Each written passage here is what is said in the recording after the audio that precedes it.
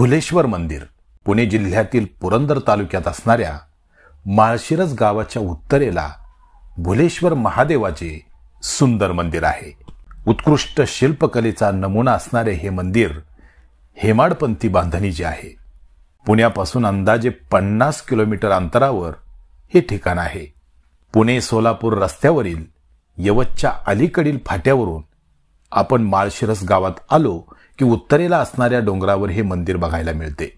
खरे तर हा डोंगर म्हणजे पूर्वीचा दौलत मंगळ किल्ला. आजही या मंगलगडाचे अनेक अवशेष आपल्याला येथे बघायला मिळतात.